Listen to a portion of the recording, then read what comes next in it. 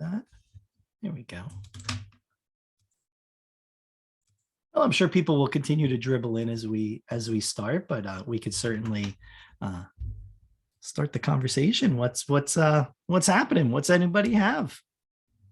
I'll admit I don't have anything. It's the beauty. I don't think I have anything. What's going on?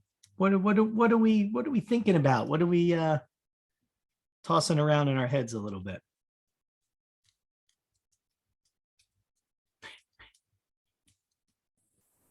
Really, spring break. Yeah, is that where we're all at? Yeah, I mean, it could be, right? It could be as easy as that. Just spring break, just trying to get through. Well, I'll throw this into the mix then. If we're at a point where we are all kind of using spring break as that kind of milepost that we're striving for right now, how do we come back from spring break and finish the year strong and prep people for next year? I'm not even going to talk about prepping people for summer learning because I just don't think that's going to be a thing. I don't know that anybody has the bandwidth for that. But what are your strategies to get people from March to May? Because that feels like a long run. I saw someone post online today on Twitter, be kind to an educator. We are starting a 31-day month without a single day off. I guess that person doesn't get spring break of any kind, but I get the point. It's a couple long months. Washington spring break is until April. April. Wow. So there you go. So maybe that could be a thing if you're not getting one until April. Yeah, I think the thing that helps for me is just the length of the days, right? The days are lighter, longer.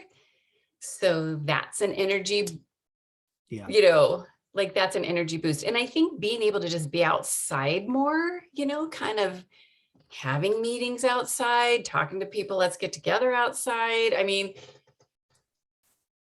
at least, I think that always helps. That always helps us in the Pacific Northwest because it's so gray a lot of the time. And so as soon as it's lighter and the sun is out, I mean, it's like this instant burst of energy. It's like hitting a light switch.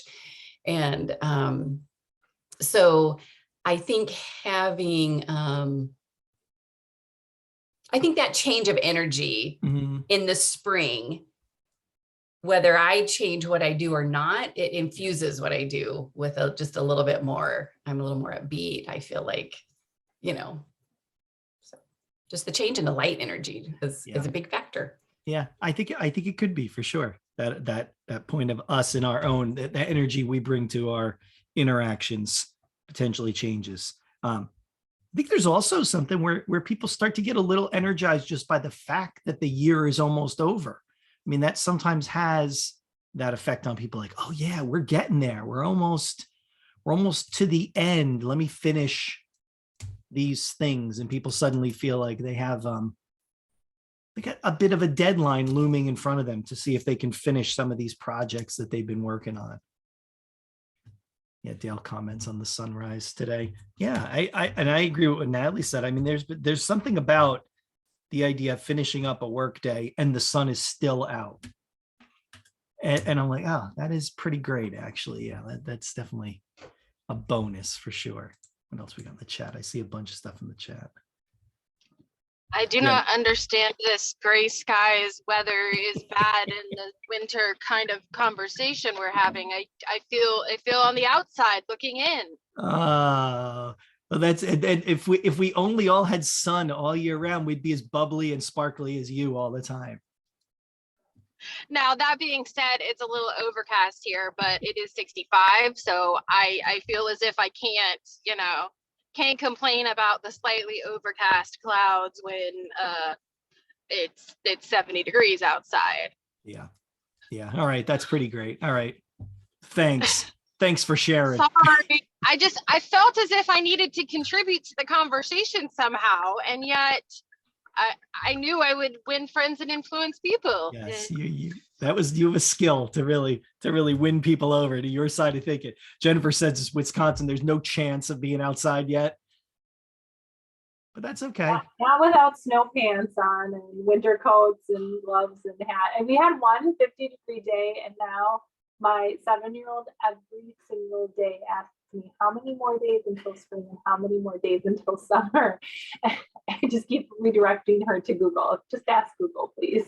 Just keep asking. I don't know and I don't want to talk about it.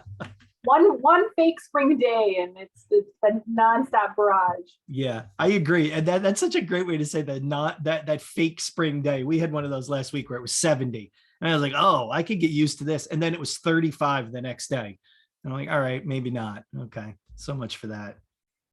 Nicole mentioned in the chat that it's still hard to get time for people for trainings and just to share small bits and pieces. That's the way to go with training is, the trainings. I feel like the trainings that people are responding to are getting shorter all the time because that's all that they can take in at any given time.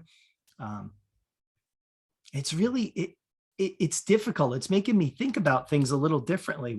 One of my contracts for New Hampshire for their Department of Ed, we're supposed to do these hour-long webinars, which sounds great on paper, get people that are national presenters to come in and speak for an hour. But we can't get anybody to come because I don't know that they want to commit an hour. And so now we have these really good speakers lined up and these really great topics. And we even had one the other day and there just was not a lot of participation. And I posted it up online, but I'm thinking, is anybody going to watch it with an hour long, or should I have just chopped it and dropped it in multiple parts? And I didn't. I just put it out in one piece, and I'm curious to see. I'm going to look at the end of the week and see if anybody's actually watched it. So I don't know what else to do with those.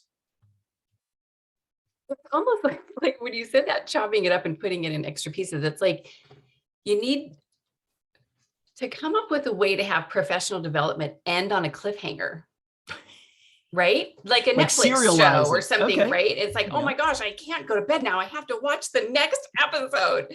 And so to have, 20-minute PD and it ends on a cliff note or a cliffhanger, and then next week, tune in next week to find out, will they learn, will text to speech work or whatever? I mean, so. Yeah, I think we're putting a lot of stock in the fact that will text to speech work it is a sufficient cliffhanger for somebody, but I get what you're saying. It is a good idea. Maybe a Wordle. A Wordle, right? Who did a Wordle that in one of their presentations that I just saw? I think Kelly did. I think she did, right? I thought I saw that somewhere, and I think that is a great idea. You could do some time stamping on it. People might be able to come in and just see the section they're interested at that moment. Yeah. It's so tricky to figure it out and to think about, is it harder or is it more difficult to ask a presenter to come up with 4 segments of a webinar or just one webinar? So going with Natalie's idea of cliffhanger or leaving them wanting more in some way, breaking up your content into 4 chunks. I don't know. I think that's really doable. I think if they know that from the get-go, because most of us organize what we talk about in different sessions. So if we know in advance that it's going to be broken up, I think that the speaker rises to the occasion. Yeah, I think you're right. I think that if you think about that and plan ahead of time and yeah, there are natural kind of spots. And I think in any of these presentations where it makes sense for it to stop there if you had to, I think about hour-long sessions or something, and there tends to be more or less 3 big ideas and then a lot of supporting information around it. And so I guess you could probably chunk it up a little bit. Well, when you think about engagement, you also think about the times that would be logical to open it up for questions. And I don't think most speakers break it up, leave it till the end anymore. They encourage that ongoing participation. And so if it's set up that way, well, you're going to talk for 15 minutes and then allow 5 minutes for questions, or talk for 10 minutes and allow 5 minutes for questions, then you've got your breaking up whatever section or how much time you want to try to introduce. I think it's worth a try, Mike, that you could you try it next week or the following week or something, and see what the increment is. Because isn't there a study somewhere? And I just sort of jumped in there, and I apologize, you guys, but there's a study somewhere for how much people can really absorb or take in. I think it's like 20 minutes. Yeah. And so if you did 20-minute bullets of 15 minutes of information, 5 minutes of questions, and then say, hang on to that question and we'll address it next week. Maybe that's the ticket. That's your cliffhanger approach to it, right? Yeah. I like that. Part about that is that all of us try to cram as much possible information into like an hour as we can and talk as fast as we can, because we feel like we have people for like that short amount of time, you know, even though it's a long amount of time for people to sit there and listen. And so it's like you almost have this overwhelming feeling like I only get one shot at this, so I want to cram as much as I can in. Whereas if you got those repeat customers and sort of rethought PD a little bit, where you were getting, you know, if people would really buy into that short amount of time and just coming and getting that interaction, you know, it's, I don't know, I think it requires some change from people that are attending and their expectations, as well as, you know, as a presenter, and I'm somebody who does quite a bit of presenting, like just trying to shift how I organize and how I think about things too. And, you know, sticking with truly one small topic versus trying to give an overview of a lot of different things. But one thing that we've done in Wisconsin, we took some of our money from the pandemic, and they created this, what's called the AT Forward project. And one of the things that came out of that is this micro-credentialing process. And it was just a way to motivate people by getting a little badge that they can put in their email, and kind of went back and forth. Like I really struggled because with AAC, we have this like ASHA credentialing process where they want, you know, to do the AAC sort of focus area. And so I was really not for it. But what we wanted to do, because our funding is coming to an end, we wanted to create something that was sustainable, but also brought forth a path for continuing getting assistive technology knowledge in the hands of people. And so we decided as a group of contractors to go with the Ocali AT internet modules, because we put a lot of work into them and they continued to develop them and update them. And what we did is we sort of came up with this process of you can pick like different areas, you watch the modules, you kind of do a really short sort of Google form on what you're going to do with that information, and then you get this micro credential. And then you can get sort of this macro credential if you do like a whole bunch of them. And it's been interesting to watch. I don't think it surprised me how much interest we had in it, and how many people have done it, but you can do it all in your own time. So like I did a couple of them over Christmas break while we had COVID, and I was, you know, not feeling the best and could knock a couple out. And I think other people have done that. And it's also given us, from the Department of Public Instruction standpoint, an insight into which modules are being watched the most. So we kind of know where people are wanting more information. And then as a contracting group, we're also doing some professional development. And we can tailor those professional development topics to the topics that are getting more watched in the Ocali modules. So it's been better than I thought it was going to be. I was really hesitant to suddenly create sort of experts with this credentialing process, but in a way, I think it's empowered people and allowed them to do that PD on their own. And then again, they're motivated by getting that little badge on it that they can put in their email and, you know, share with their administrators. So, you know, just another thought on how you could do some PD.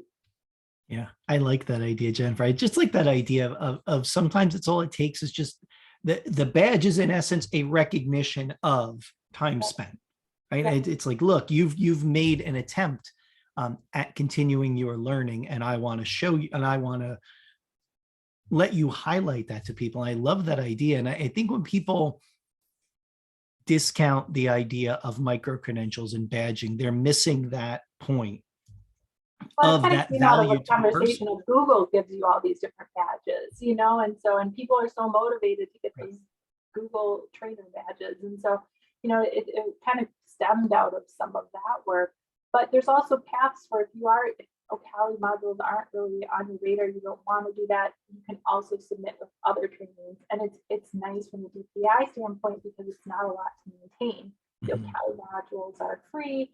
And, you know, it was just a nice, you just need somebody who's fine with sending out that badge once they've submitted that form. So it's something that's somewhat sustainable with just a little bit of money moving forward in the future, not knowing if we still have grant money left to continue the same level of the AP Forward project that we've been doing the last 2 years. So, you know, it pays to do statewide advocacy too. And, you know, that's, I've shifted into doing some more of that stuff.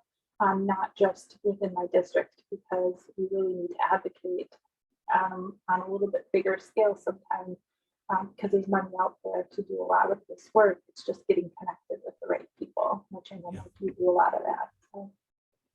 And you think about that idea of that of looking at that from a bigger kind of statewide level, you're creating a larger community as well. It's not just insular in your district. It's just, this is what we do. It's so this is what everybody does, and you can be part of it and connect in and share and kind of grow your own knowledge base by connecting with others from around the state who have the same interest, and they're kind of dug into those same topics a little bit more, which I think Yeah, is and great. what's interesting is it all started, some of you may know Mike Hipple, he is an AAC user from Wisconsin and lives in my area, and he we had a grant through like a disability agency to start the Wisconsin AAC network, and it grew. He pulled in professionals, and we started the Wisconsin Assistive Technology Regional Networks, or water, which is kind of what you were talking about, Mike.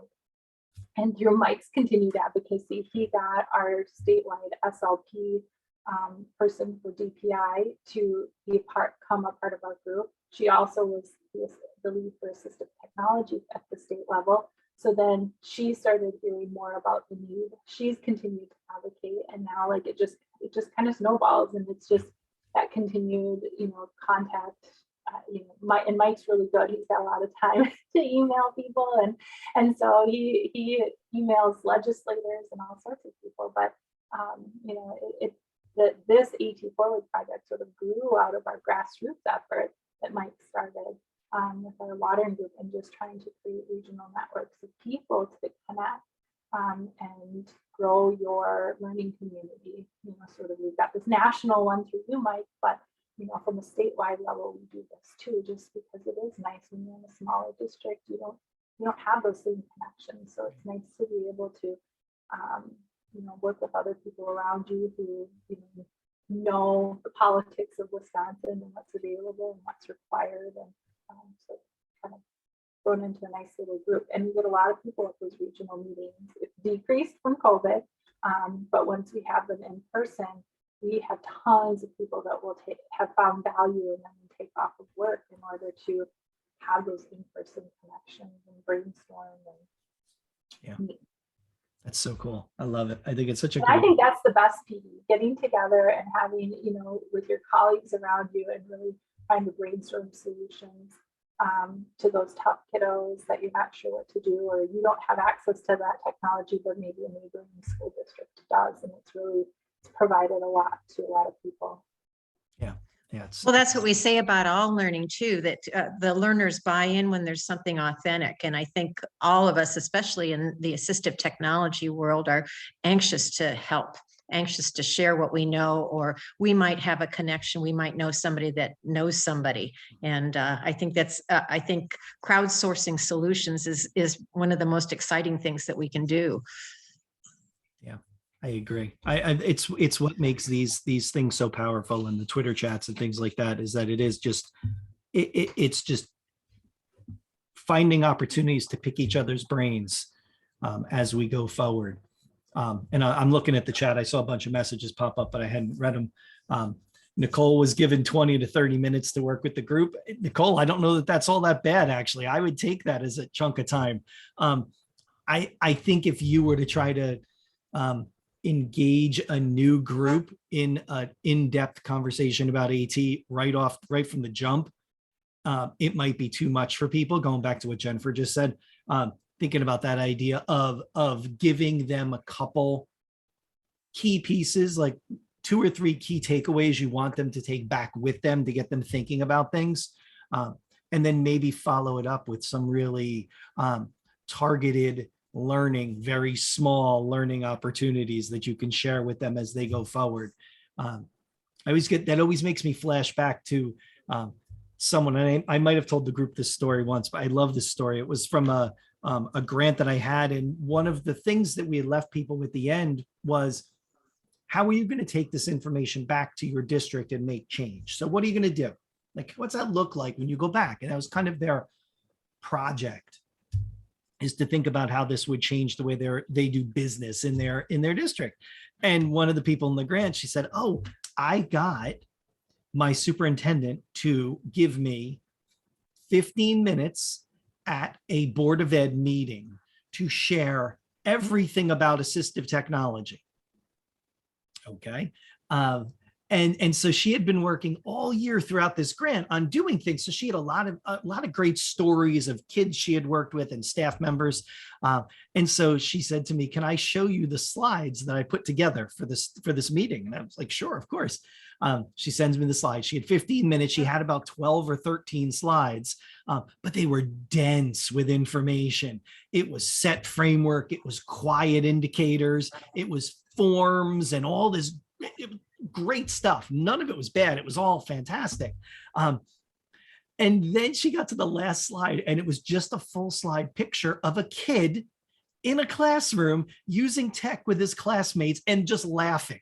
That's all it was.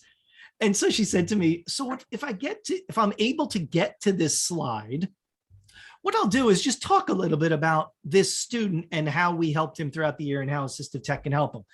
And so she told her whole story, and she said, well, what do you think? And I said, take every slide before that kid and throw it away right now.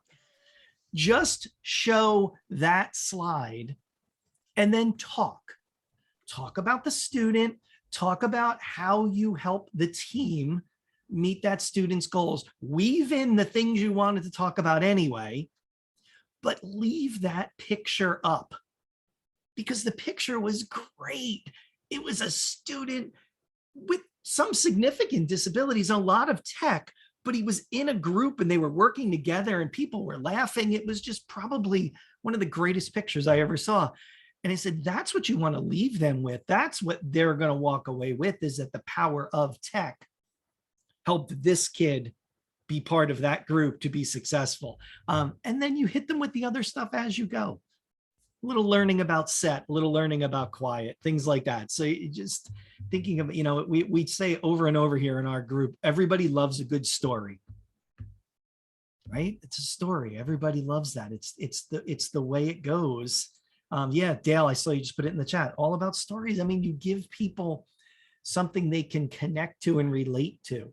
Hearing about assistive tech sounds sometimes just kind of otherworldly for staff. Like they just can't even wrap their brain around it sometimes. Like, I don't even know what to even think about this, but you give them a story of a student being successful. I mean, that is just fantastic. Let's see. Yeah. So Nicole says when students are in there with them, leading the training and sharing what they know. Don't bury the lead. Exactly. Yeah. Yeah. It's all about the students.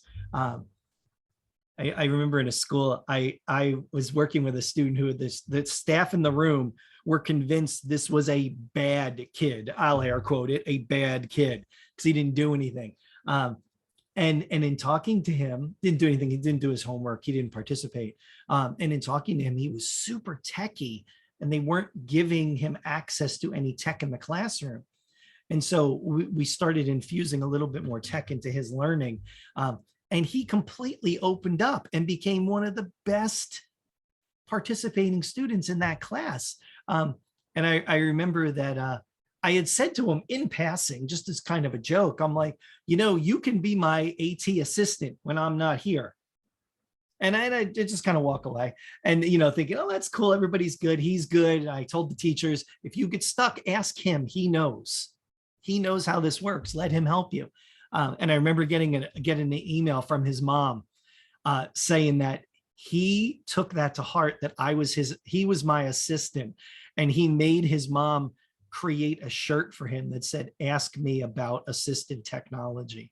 And he wore it. And she's like, so he is now officially your assistant. And I was like, well, that's great. I love it. That's awesome. Because he did know a ton. The trick was getting the staff to buy into the idea of asking him for help.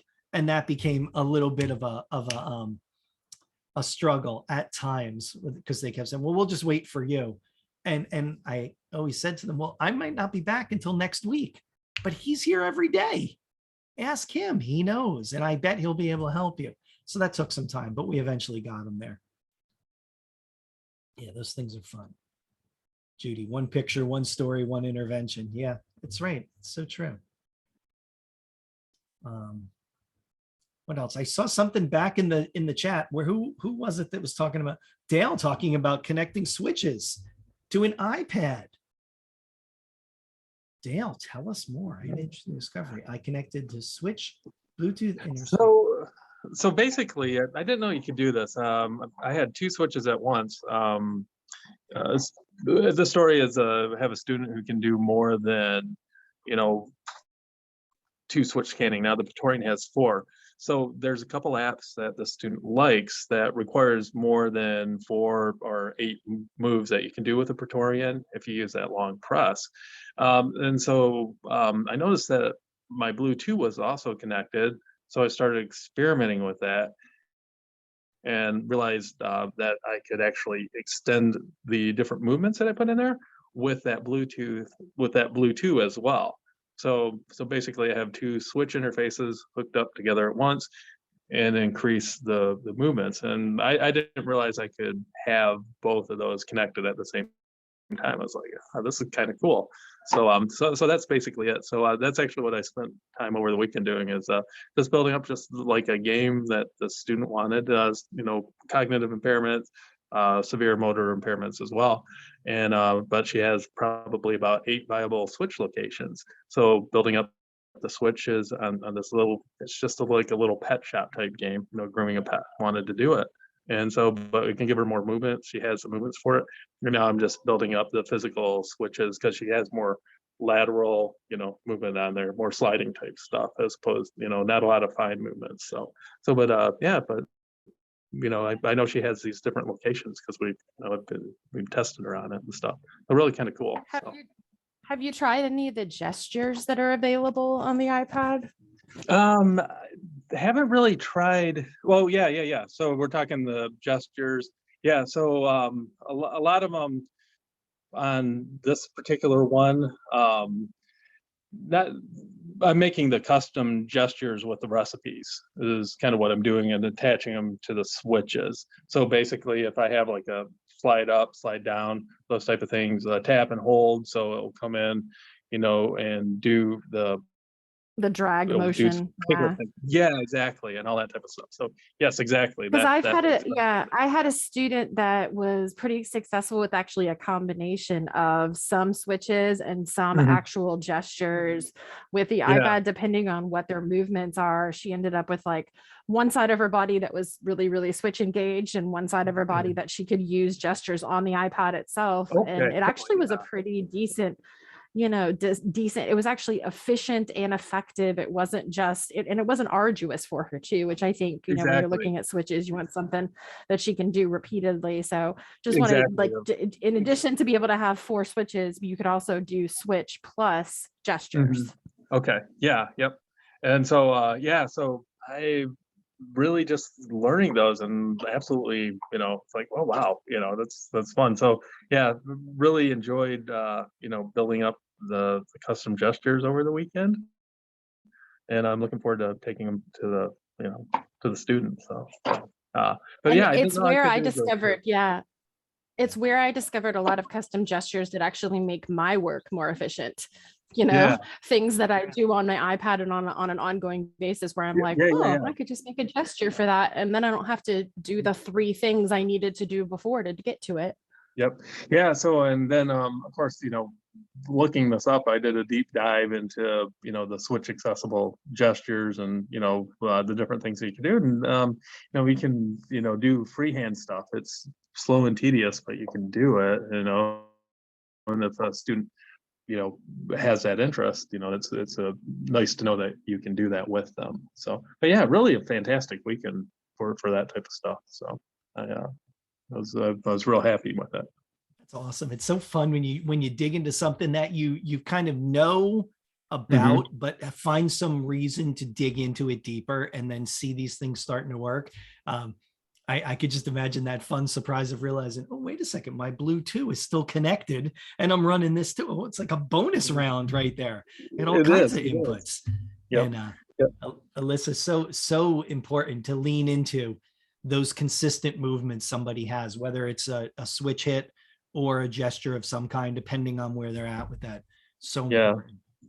Yep. Unfortunately, like any of the eye control, we hasn't been successful. I wish we could, do some of the eye control stuff, but that just hasn't been something that she's wanted to put the time into. So Yeah, and I think oftentimes people jump past switch access as a very good viable, method. And unfortunately they do that because I know this because you sit down and try it, but eye gaze is extremely taxing on a system that's already working really hard to do something. And if you've got 2 switch points, 3 switch points or whatever, as soon as that kiddo buys into the system, they see how efficient, and kids naturally, I've discovered by, I don't know, 10, 12, like that middle school period, like they learn how to use their body, right? So like in the very beginning that, especially kids that have athetoid CP, you see like they have very little control, but then you figure out, oh, there's a method to the madness here, right? Like they're pushing back on their feet because they know that it puts them in the right spot for their head or whatever, and they're pretty intuitive about, just like we all are, but they're very intuitive about what works for them. And especially when it comes to switches, I wish more people were doing 2 switch scanning with people instead of jumping straight to eye gaze. Eye gaze has its place, absolutely, but I think we're asking a lot, especially of some of our younger kids, to learn eye gaze as an access method when it's a little bit more cognitively straightforward. And I'm not saying like from an intellectual but like as you're learning something, I don't know, I think it was Erickson that's like that stoplight theory of trying to present something to them, that you don't present 3 red light tasks at the same time, 3 things that are really hard. You're not asking them to, learn a new method and learn math and, we're asking a lot. And so if we can get an effective, I don't know, I could talk forever about switches. It's why, we're really working to try to centralize and get a good switch assessment scenario set up through AT Makers. Bill's got some ideas, which is always scary and thrilling at the same time. But I think, people overlook it because they think, oh, we're just going to put them on eye gaze. And and one of the first things I do with families is I'm like, hey, you know what? I have this device. Let's sit down and try it. And I'm not saying no to eye gaze, but I think it's really important the people that are pushing for it have an experience of what it's like before they jump to it, because it is hard. So I just want to jump in, Melissa, too, and mention, like with AAC access, we see eye gaze so much. And I think for a lot of people that have a little bit of knowledge about AAC, it makes a lot of sense and they can comprehend it well. But when you have to work through switch sites and sometimes for years to get some consistent motor access, something like scanning is really complicated and scary. And I think even going further from that, when I look at a lot of AAC users from the past, before eye gaze was even an option, you see so many direct selectors.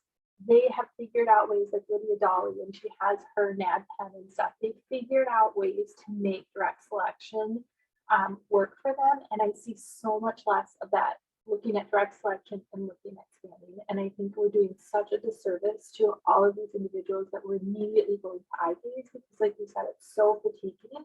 So I see eye gaze as being an option out there. Like when you, with their complex bodies, you do fatigue and you may not be able to direct select, you may not be able to scan all the time. So maybe you do want to end the day with more eye gaze, but I think we need to make sure that we're looking at multiple modalities for access and not just putting all of our cards in one basket, you know, and just saying you're just going to be an eye gaze user. Oh, So, absolutely. but I think that's the difference between those of us that have had a lot of experience and understand multiple modalities for access versus somebody who's just sort of dabbling in AC, doesn't have a ton of experience with it. They're going to go directly to that eye gaze right away.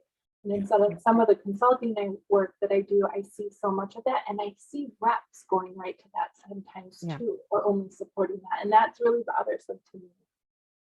Yeah. I think it's the same thing that we saw years back, where people would skip over effective writing strategies and jump right to voice recognition. Right? It's a parallel. It's exactly what we saw there. It's the same idea, is that there was this misconception that voice recognition was easy and everybody we still could see do it. We still see it with dictation on Yes. state assessments. People think, oh, well, we'll just have them dictate. I'm like, well, you don't understand. That means they got to be able to tell you a capital letter, and they got to be able to spell out words that are longer than X number of syllables and put periods in, and like, Right. But it's that same kind of misconception, right? It's like, well, this person talks, this kid talks, he'll definitely be able to do that.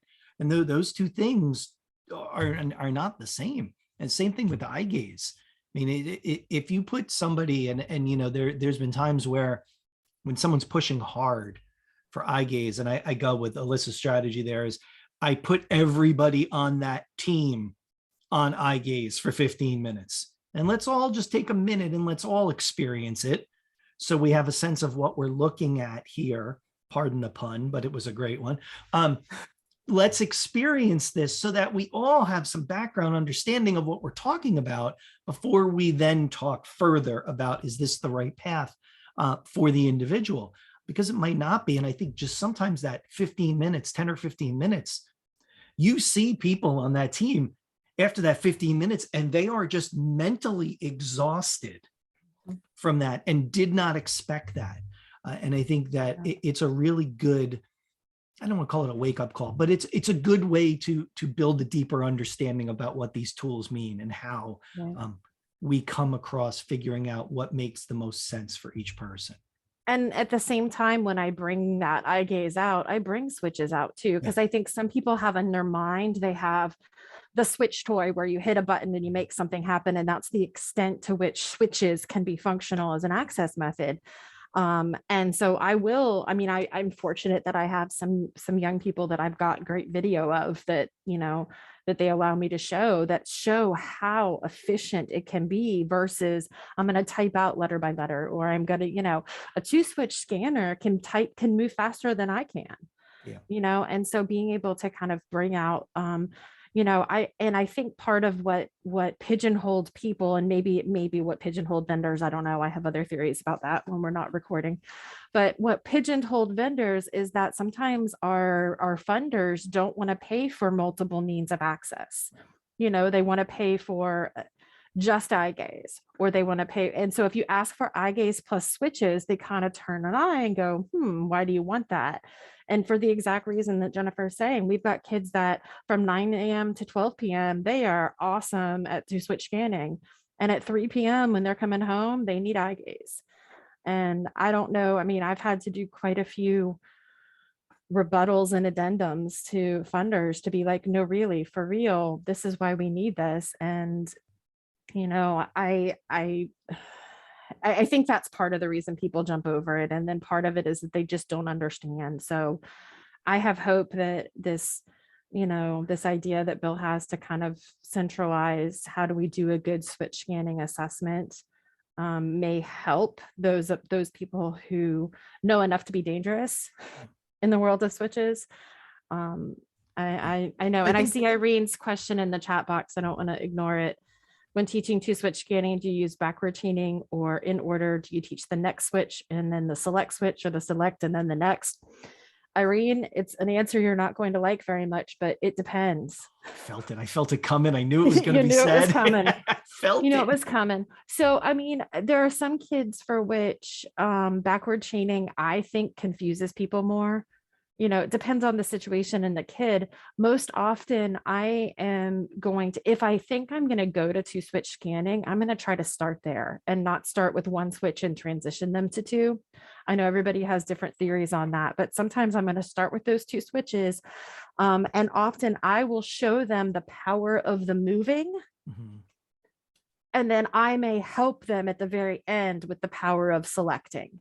I don't know, Judy, if you have a different way of kind of doing it. I think it depends on the kid and what they're motivated by. You know, a lot of my kids just like to see themselves being able to move. I use head switches a lot. So being able to move all over the screen and try to then go think, okay, well, how do I get them to select something? I try to teach it as a one whole thing. So it's not, you know, segregated in parts, if that makes sense. I'm watching Judy's microphone to see if she's going to turn it on and say I was anything. waiting. I know, Irene, right? does No, that- she's not right. She agrees. Yeah. Irene, does that help? It makes sense to me. I'm just starting to work with a team, and the way they're approaching it at the moment seems, I feel like it's going to cause the student more cognitive load than he needs. So I was hoping to find something that might give them some best practice or research or something that would say, you know, we could look at this a different way. Mhm. So Yeah. There are several switch progression roadmaps that you as a team could discuss, and that's a good opportunity for everybody to be collaborative rather than dependent on one opinion. There's the one, I think it's Ian Bean has one. There's Exactly. Yep. go on. Name some of the other ones, y'all, but I know Ian Bean has one. I think there's one at the call center. After that, I'm kind of stuck. So Here's Ian's is the one I always use. And there it is in the chat. Really very good. and then looking at Linda Burkhart's work about 2-switch scanning is important. And There's I think more than any access method, I think switch access is, like Alyssa said, the first to be kind of discounted quickly. And so it almost needs, whenever I think about an alternate access assessment and working with a team for a learner, I always feel like a PR person for switches, because I'm like, no, don't discount this yet. This could be really powerful for all of the reasons we've all just said. But I feel like as much as people are quick to jump on eye gaze, they're equally as quick to jump off switches. And so we have work to do on both sides, one to kind of temper some enthusiasm, one to build up some enthusiasm. Because I agree, I think a good switch user can be very effective with technology, and just a lot of options for giving them success.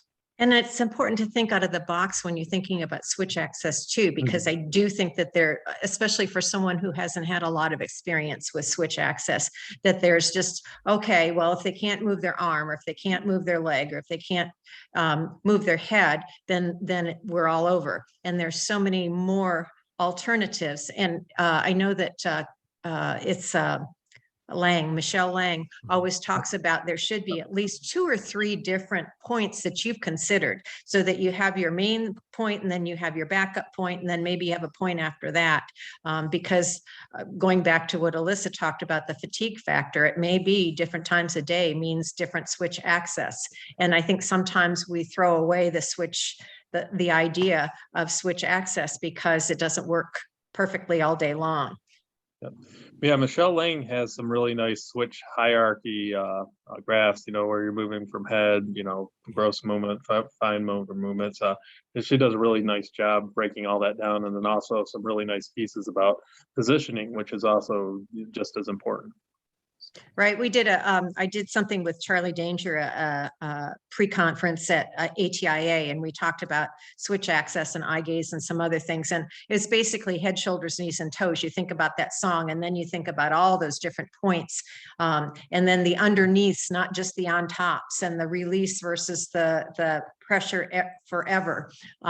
There's so many different aspects. And back to what Alyssa was saying about Bill and some of the other AT makers and their work, they're really redesigning how we use switches and what kinds of access points we need, how much pressure. And there's newer technology about even measuring the amount of pressure required and how long you have to dwell and all that kind of stuff. So there's a lot of options out there that didn't used to be there. Yeah, We're I not think just that's a really jelly good beans point. I think anymore. that idea Yeah. of it's a bit of a reimagining for switches now because of that technology we can use. And it's not just, oh, I have this jelly bean switch. No offense to a jelly bean switch, but it's just what popped in my head. I have a jelly bean and a micro light, and that's what I have. Those are my two choices.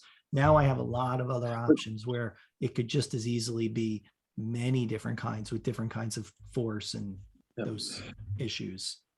And that's where I like the gaming, because the kids are really motivated to do the gaming pieces, and they're really willing to work for some of those, what we consider secondary locations. And that's why I really like the gaming, because it really makes them think about what they really can do.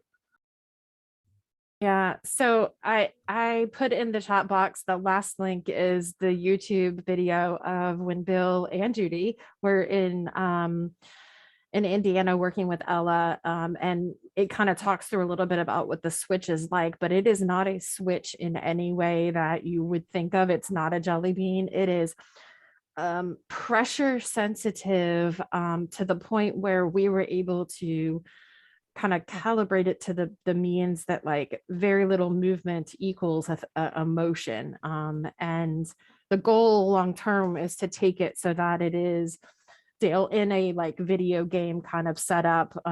We had talked about at one point having it be when you hit the switch that like the dinosaur jumps over the whatever. So because you want to see the peak graphs of their amounts of pressure, but we know we have to gamify it a little bit for our kiddos who, this is work for them. But yeah, I agree. It needs to be multidisciplinary. And I think the goal is that we have this technology, and it's technology that people who are smart in a different way than we are smart know how to use it.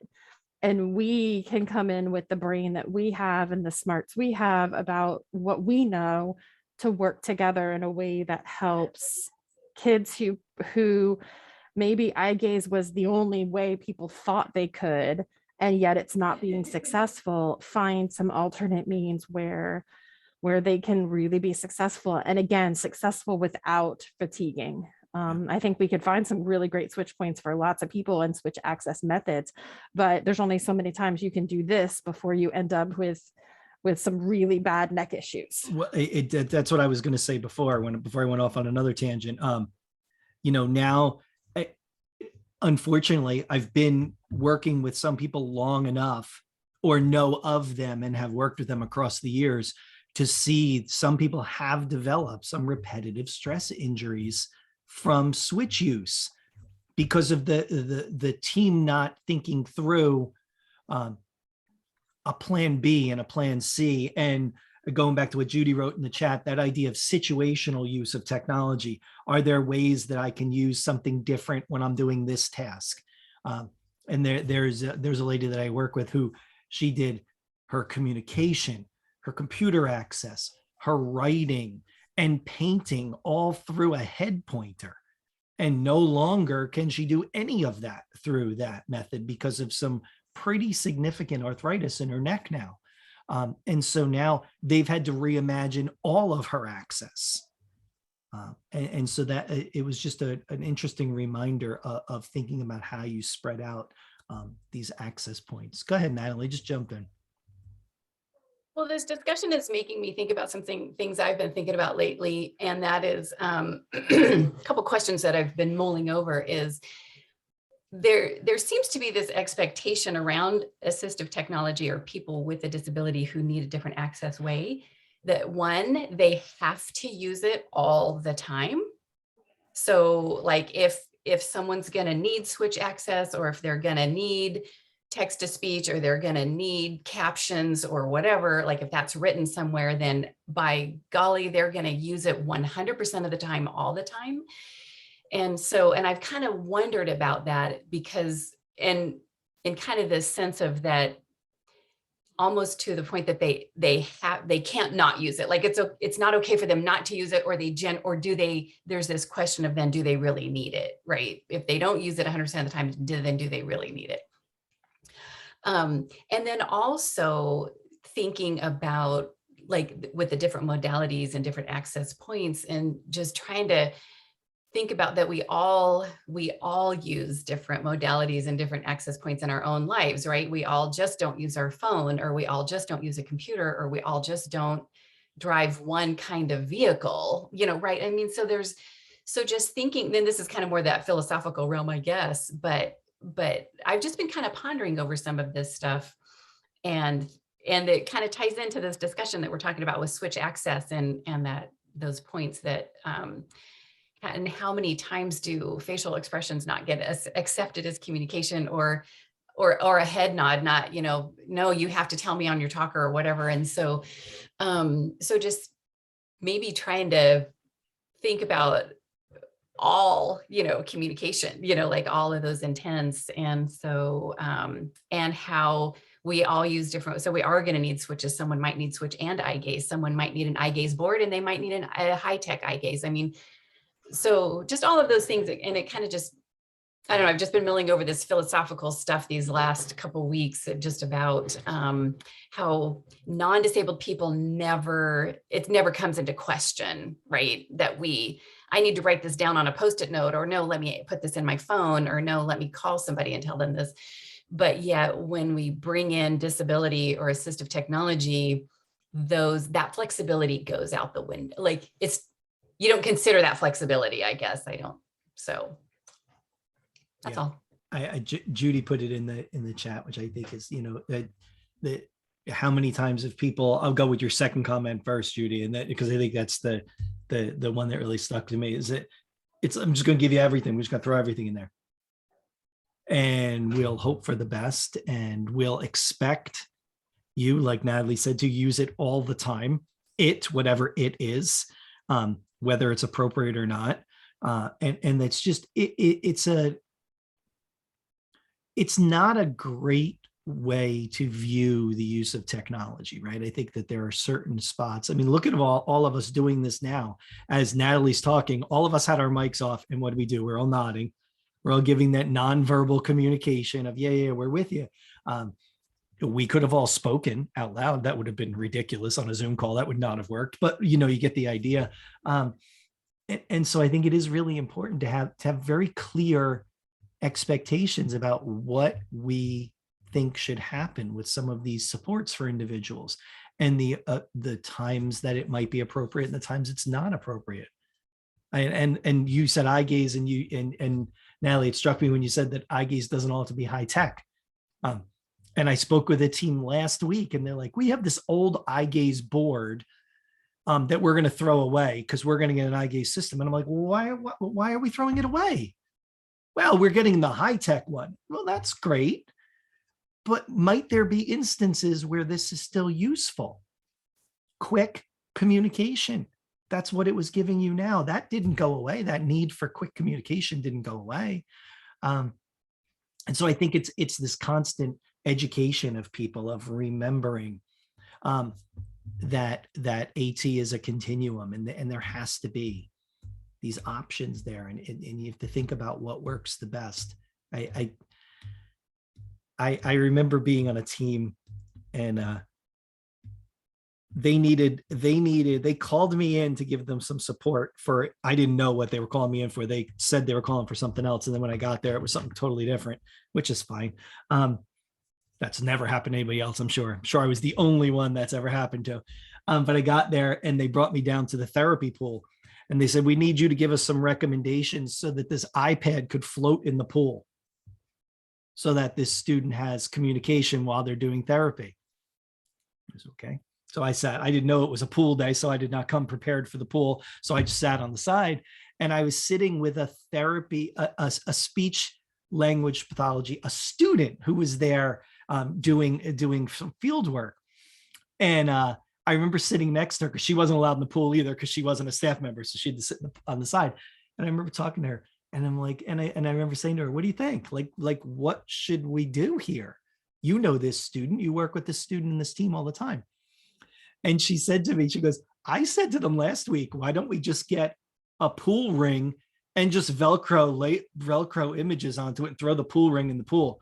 Because she said, I've been here during these therapy sessions, and the conversation it could easily be mapped out on a pool ring that we throw in the water. We could get from the dollar store. And then they came out and they said, so you know what we need is we need a flotation device for the iPad and a waterproof case and this, and they went through all of these things. And I said to the team, well, what about what your student here has the answer? I mean, why don't we just try that? We could probably run to the Dollar Tree right now and buy a ball or a pool ring and throw it in and see what happens. We don't need everything to be high tech all the time. Yeah. The goal was communication. The goal wasn't getting the iPad to float. Yeah. We've also used, those big either cheese balls or pretzel containers you can get that are like this big, Yeah. They float really nicely. So if you tape it on the inside of the thing, it's really easy and stays water, or, there's tons of ways. And it is one of the reasons that we've started doing our funded devices through LinCare, because LinCare actually gives you a Pixie Pal with the funded device. So it is device plus Pixie Pal plus a speaker plus the case plus everything else, so that it promotes from the very beginning. There are going to be times when this high-tech device is amazing. There are going to be times when you don't want this high-tech device in the bathtub. Take your Pixie Pal there. So I very much am a proponent of that, and was very happy to find a vendor that was doing that as a part of their funded purchased package, because I think it just makes sense. Yeah, it does. I love the idea of reminding people about that continuum of supports, is that, yes, high tech is great. I mean, we all know high tech stuff is awesome. It's cool. It's great. But a pretzel bucket floating in the pool with the symbols on the inside, just as awesome, by the way. So I think that reminding people that, it goes back to forgetting about the tool and looking back to the task and your environment. Where are you and what are you trying to do? And so those things, we could have spent hundreds of dollars to make this iPad waterproof and floating in the pool. We could have done that, but ultimately, why? It's just not necessary for this situation. And I didn't want to be the one to to throw the iPad in the pool. That was not I don't want to be on the hook for that.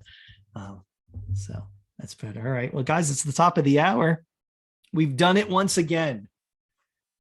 And you might say, well, why are you surprised every time? I'm not surprised. I'm just giving us compliments. I'm giving us props. We've done it again. Any last thoughts before we go back to our day? It was good to see everybody. Thanks, Natalie. Everybody, it was a pleasure as always. We'll see you maybe on Wednesday for AT Chat. If not, we'll see you next week. See ya. Have a great one, everybody. Great discussion. Thanks, Dale, for sharing.